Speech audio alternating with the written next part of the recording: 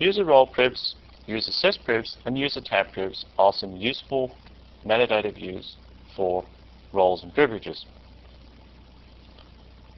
Let's take a look in SQL+. Let's connect to the concepts user.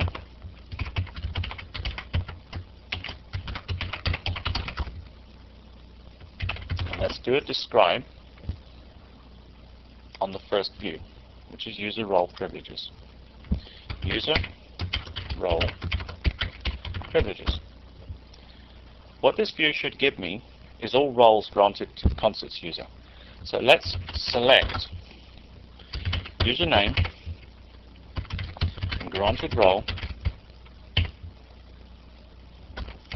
from user role privileges for the concepts user. And I can see here that the concepts user has the connect role and the resource role granted to it. Let's go to the next view and we look at user system privileges.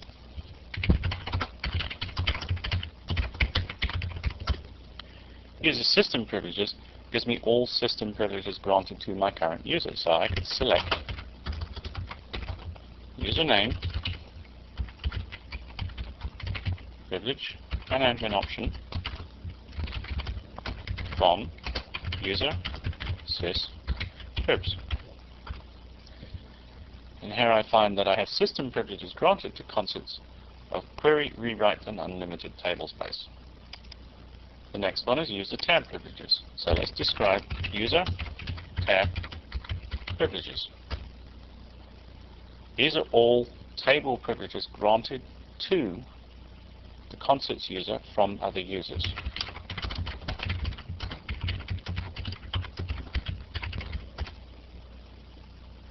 As you can see, there aren't any, because no users have granted any privileges to the concepts user. What I'd like to do now is to show you, or give you a quick look at the connect and resource roles. Remember, these roles are deprecated or removed from Oracle at this stage, since Oracle would like Oracle users to construct their own security structures using roles and privileges. However, the connect and resource roles tell you more or less what you need in order for a user to connect to the database. So let's type in select. First of all, let's go and look at what we need to do. I need to be connected in order to look at this view. The role sys privs view, I need to look at this particular view logged in as a DBA. So I'm going to log in as my sys user.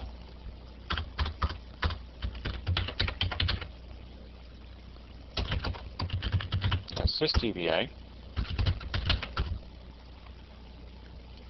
I'm going to type, first of all, let's describe the view. Role sys. This gives you privileges, system privileges assigned to roles. So role, privilege, admin option.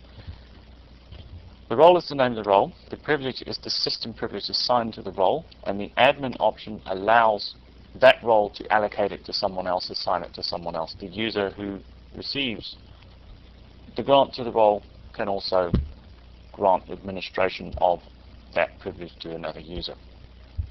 So now what we're going to do is we're going to do select. We can look at everything, so we use star from role sys privs. And we only want to look at connect and resource, so we're going to use role is in connect and resource. This in clause is another part of SQL which we will get to at a later stage. What do we have? Here's the connect role. Here's the resource role. As I said, connect is really for end users. Well, perhaps that's not strictly true, because an end user would only really require an alter session system privilege and a create session system privilege. That's what allows, that's the minimum. Alter session, create session is the minimum that allows connection to the database. The connect role also allows creation of certain database objects, such as tables, synonyms, views, etc. These are not essentially required for end users. You don't necessarily want end users creating tables in your database. In fact, you probably really don't. This connect role is more of a power user type role, really, for, if you like, a combination between an end user and a developer. The resource role is for developers. The resource role really extends the connect role. So your developers would have lots of create, alter, drop, etc. privileges on objects, probably only within their own schemas so that they can't drop database administration objects from production databases. End users would really have alter session and create session. A DBA set of privileges would look slightly different. We could go and look at a role called DBA, and we'll actually say in DBA. We could go and look at the DBA role, and you'll find that there are a lot more privileges there. As you can see, we have 124 rows. Fitting it all together: the database, schemas and users, privileges, and roles. Let's just go through this diagram. Schemas and users, the same thing, one and the same, are included in the Oracle database. The schemas contain the tables, your data. Users also are the same thing as a schema, but you can have other users who can have different functions on that set of tables or schema.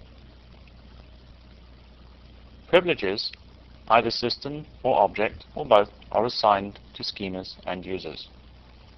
Privileges can also be assigned to roles. As you can see, there are different types of roles here, and roles can be assigned to users and or schemas.